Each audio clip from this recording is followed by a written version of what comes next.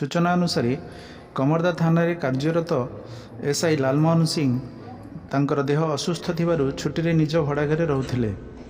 गतकाली राति तांको देह असुस्थ हेबारु से बाथरूम जीवा समय हठात तले पड़ जाइथिले।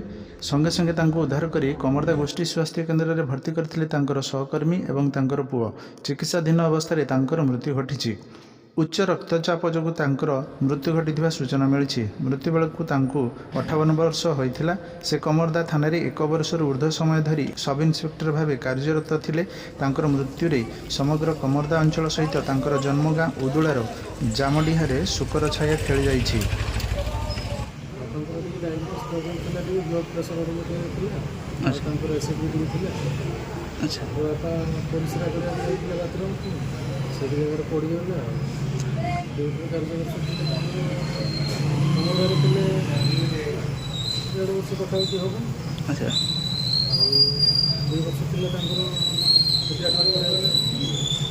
आपणक प्रिय संपर्क लाइव।